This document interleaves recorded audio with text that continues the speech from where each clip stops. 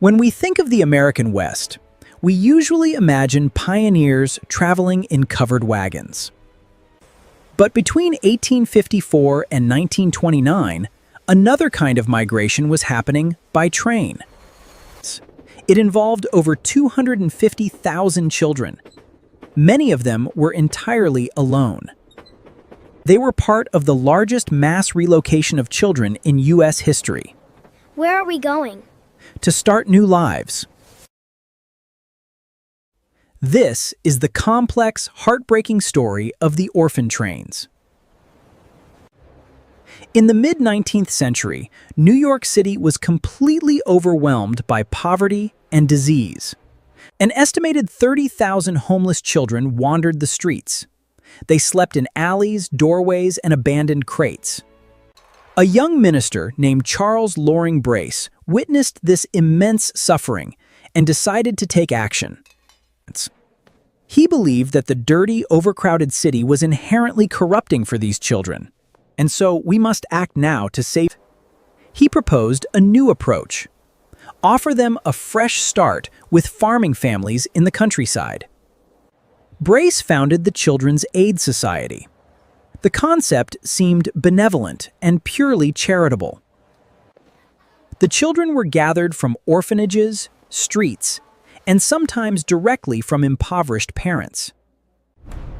Many parents surrendered their children, believing they were offering them a chance at survival. Dressed in completely new clothes, with small Bibles in hand, the children were loaded onto passenger trains heading west. They had absolutely no idea where they were going.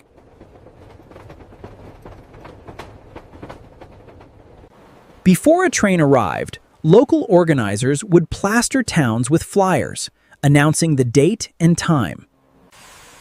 When the train pulled into the station, the entire town would gather. The children were lined up on platforms, stages, or in town halls.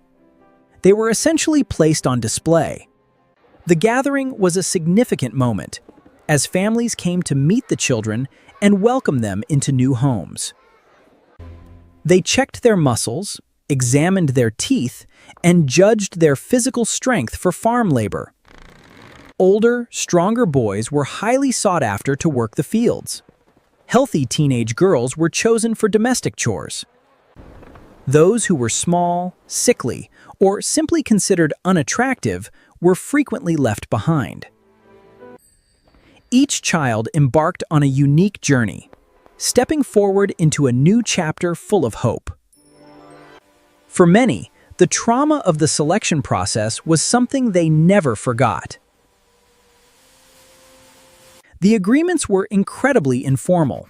Families signed a paper promising to feed, clothe, and educate the child. In return, the child was expected to work. It was supposed to be an equitable arrangement. For some, the orphan trains truly provided salvation. They found loving homes, received an education, and thrived. 2 orphan train riders eventually became governors. Others became doctors, lawyers, and successful farmers. But for countless others, the reality was exceptionally dark. Many children adapted to their new surroundings, learning valuable skills and helping on the vibrant farms. They were severely overworked, beaten, completely isolated, and denied the education they were promised. Agents from the Children's Aid Society were supposed to check on them once a year. It rarely happened. Many abused children simply ran away, choosing the dangers of the open road over the cruelty of their placement. The very cycle of poverty Brace had tried to break simply relocated itself to the frontier. The emotional toll was immense. Most riders completely lost touch with their biological families. Their names were often changed. Their birth records were sealed or entirely lost. They lived with a profound sense of abandonment, constantly wondering who they really were. The program also faced harsh criticism. Catholic groups accused Brace of targeting immigrant Catholic children. They argued the trains were deliberately designed to convert the children to Protestantism by placing them with rural farm families. Eventually, Western states pushed back, passing laws to restrict the importation of dependent children. Society was changing. The government began recognizing the need to keep families together. In 1929, the final orphan train reached its destination. The movement came to an end, paving the way for the modern American foster care system. For decades, the riders rarely spoke of their experiences. The stigma of being a train child was heavy. It wasn't until late in their lives that the survivors began holding reunions to share their hidden histories. Miriam?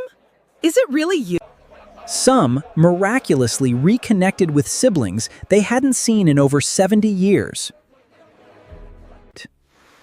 The reunions brought deep healing to wounds that had remained open for a lifetime. Today, an estimated 2 million Americans are descendants of orphan train riders. Their bloodlines run through the very fabric of the Midwest. The legacy of Charles Brace is deeply complex. He undeniably saved thousands of lives from starvation and disease. Yet, the system was profoundly flawed, causing immense trauma and exploitation. It was an experiment in social engineering, conducted on an industrial scale. But the children themselves were not victims. They were survivors. They built new lives from fractured beginnings.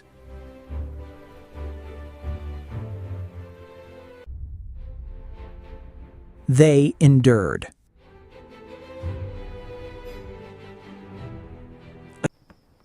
Without them, the modern American family tree would look entirely different. If these stories matter to you, help us keep them alive.